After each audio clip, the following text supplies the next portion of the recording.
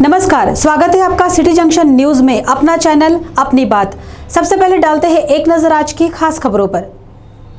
Gopal super बाजार रखता है आपकी सुरक्षा का ख्याल। अब आपका किराना सामान आपको घर बैठे मिल जाएगा। बस आपके सामानों की लिस्ट व्हाट्सएप करें। सहप्रायोजक है निधि सेल्स कॉर्पोरेशन। मनचाहे फर्नीचर का यही है सही सिलेक्शन। घर ऑफिस को दिलाए सही perfection. Nidhi sales corporation, MIDC phase number 2, खदान मंदिर के पास, राहुल नगर, अकोला। सहप्रायोजक है टाफरे स्किन क्लिनिक। त्वचा संबंधी सभी बीमारियों का एक ही टॉनिक। अपनी स्किन को दीजिए आज ही हेल्थ का टॉनिक। आज ही आइए टाफरे skin clinic, Padia complex, tower चौक, अकोला। सहप्रायोजक है पेशवा फैमिली रेस्टोरेंट, गीतानगर। जहां हर निवाले पर मुंह से निकले वाह, वही है पेशवा। जी हाँ, पेशवा फैमिली रेस्टोरेंट, गीतानगर, अकोला। बड़े गुटखा माफियाओं पर कार्रवाई कब? टीकाकरण केंद्रों पर कोरोना नियमों की उड़ी धज्जियां।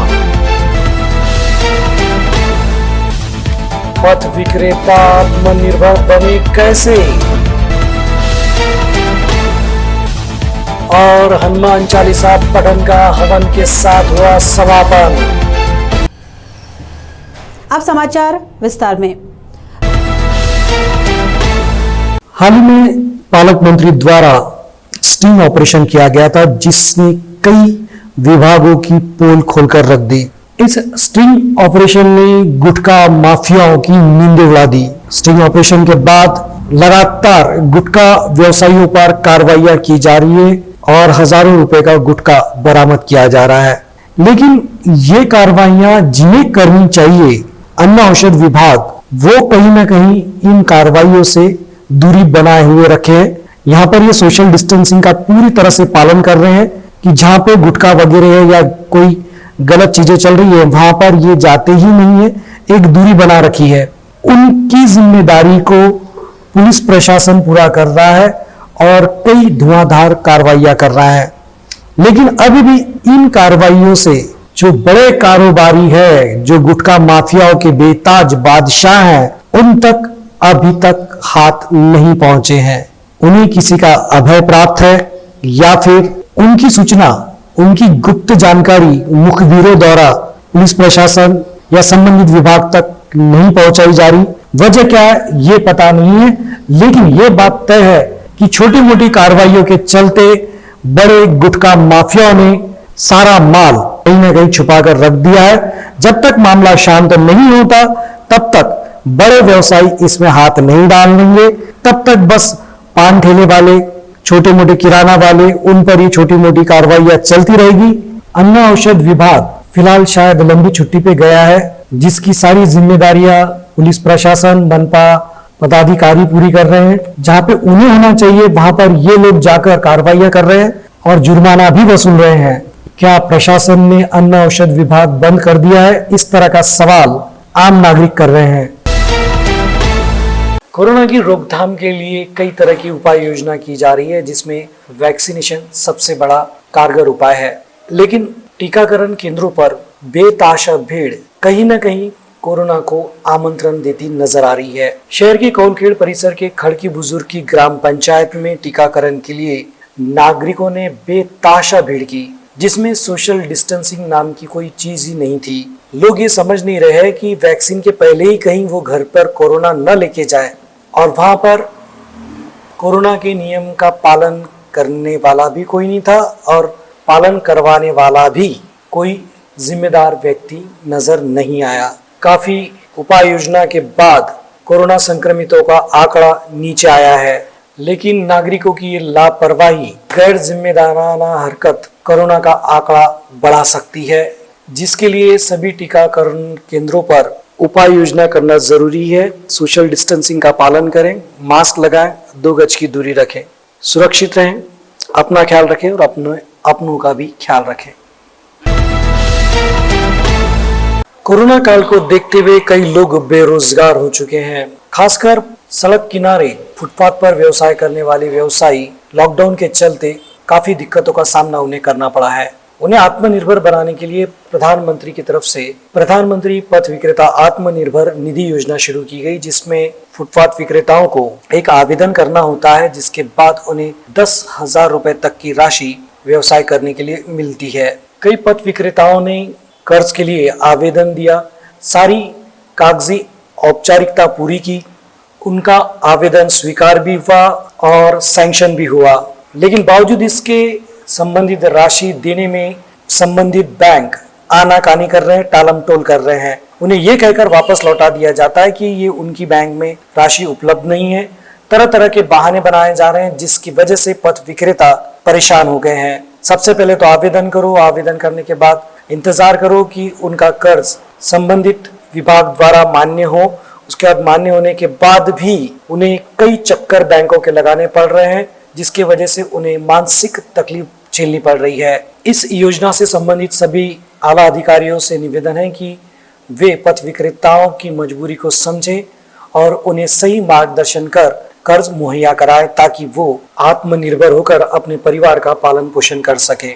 साथ ही बिना वजह तकलीफ देने वाले अधिकारियों पर भी कड़ी कार्रवाई की जाए। इस तरह की मांग पथ विक्रेता कर रहे हैं।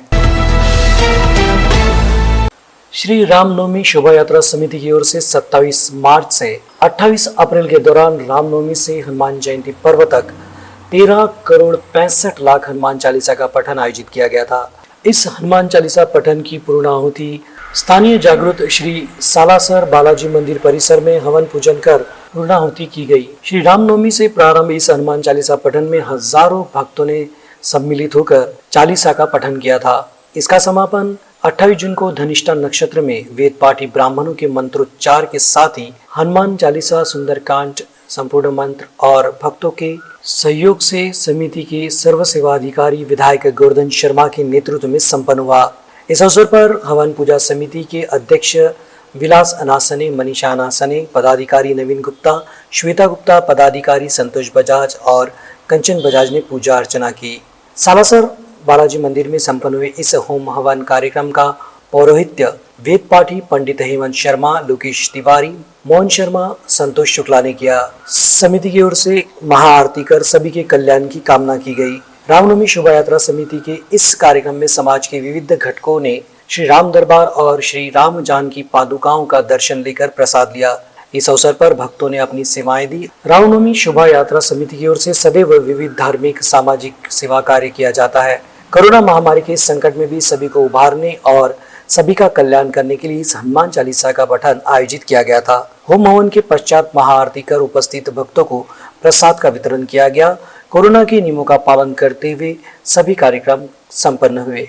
इस अवसर पर विधायक गोवर्धन शर्मा, विधायक रणधीर सावरकर, विजय अग्रवाल, महापौर अर्चना मसनी, गिरिराज तिवारी, अनिल मानधनी, दीपक बजाज, गिरीश जोशी, उप महापौर राजेंद्र गिरी, अनूप धोत्रे, संजय बडोनी, पुष्पा वानखड़े, रेखा नालट, मनीषा भुसारी, संदीप वानी, नितिन जोशी समेत सभी कार्यकर्ता और पदाधिकारी उपस्थित थे। वृक्षों के बिना जीवन की कल्पना ही नहीं की जा सकती। फिलहाल में पर्यावरण को संतुलित करने के लिए वृक्षारोपण आज समय की जरूरत है। समय समय पर विविध सामाजिक संगठनों द्वारा, राजनीतिक पार्टियों द्वारा वृक्षारोपण किया जाता है, लेकिन कई बार ये होता है कि वृक्षारोपण तो किया जाता है, बाद में उसकी ओर ध्यान नहीं दिया जाता, जिसकी वजह से जो उद्देश्य लेकर वृक्षारोपण किया जाता है वो उद्देश्य पूरा नहीं होता है और वृक्ष बड़े होने के पूर्व ही उचित देखभाल न होने की वजह से सूख जाते हैं। लेकिन कई लोग ऐसे भी हैं जो बिना स्वार्थ के वृक्षारोपण करते हैं और उसे जिंदा रखने के लिए नियमित तौर पर उसकी देखभाल भी करते हैं। ऐसे ही शख्स डाकी रोड रमेश नगर के निवासी सुनील गोहर, जिन्होंने अपने पुत्री के जन्मदिन से लगभग 12 वर्षों से वृक्षारोपण की शुरुआत कर उसकी देखभाल की शुरुआत की है और लगभग शहर में 1100 से ज्यादा पेड़ वो लगा चुके हैं और उन्हें जीवित रखा है। उनका ये प्रयास सराहनीय है। इस तरह पर्यावरण को संतुलित करने के लिए ये कार्य आज हम सभी को भी करना चाहिए। सिटी जंक्शन उनके इस कार्य को सलाम करता है।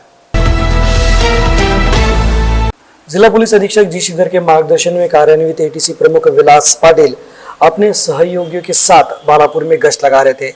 इसी बीच उन्हें जानकारी मिली कि ग्राम बरलिंगा के पास स्थित जिला परिषद शाला के पास एक व्यक्ति गुटखे की बिक्री कर रहा है। इस जानकारी के आधार पर उन्होंने अपने सहयोगी को कार्रवाई करने के आदेश दिए। वरिष्ठ अधिकारियों के आदेश मिलते ही दल ने छापामार कार्रवाई कर 60 वर्षीय रमेश तुलसीराम मानकर को गिरफ्तार कर उसके पास से 960 रुपए का गुटखा जब्त किया। इसी बीच उन्हें जानकारी मिली कि कोतवाली पुलिस थाने की सीमा में आने वाले सब्जी बाजार में जय प्रेम कुमार नाथानी गुटखे की बिक्री कर रहा है। इस जानकारी के आधार पर दल ने छापामार कार्रवाई करते हुए उसके पास से 7,583 रुपए का माल जब्त किया है। दोनों को गिरफ्तार किया गया। अंत में डालते हैं एक नजर आज की खास खबरों पर। गोपाल सुपर बाजार रखता है आपकी सुरक्षा का ख्याल। अब आपका किराना सामान आपको घर बैठे मिल जाएगा। बस आपके सामानों की लिस्ट व्हाट्सएप करें। सहप्रायोजक है निधि सेल्स कॉर्पोरेशन। मनचाहे फर्नीचर का यही है सही सिलेक्शन। घर ऑफिस को दिलाए सही perfection. Nidhi sales corporation, MIDC phase number 2, खदान मंदिर के पास, राहुल नगर, अकोला। सहप्रायोजक है टाफरे स्किन क्लिनिक। त्वचा संबंधी सभी बीमारियों का एक ही टॉनिक। अपनी स्किन को दीजिए आज ही हेल्थ का टॉनिक। आज ही आइए टाफरे skin clinic, Padia complex, tower चौक, अकोला। सहप्रायोजक है पेशवा फैमिली रेस्टोरेंट, गीतानगर। जहां हर निवाले पर मुंह से निकले वाह, वही है पेशवा। जी हाँ, पेशवा फैमिली रेस्टोरेंट, गीतानगर, अकोला। बड़े गुटखा माफियाओं पर कार्रवाई कब? टीकाकरण केंद्रों पर कोरोना नियमों की उड़ी धज्जियां। पथ विक्रेता आत्मनिर्भर बने कैसे? और हनुमान चालीसा पठन का हवन के साथ हुआ समापन। समाचारों में फिलहाल बस इतना ही। आपसे फिर मुलाकात होगी शहर की ताज़ा जानकारी के साथ। तब तक के लिए नमस्कार।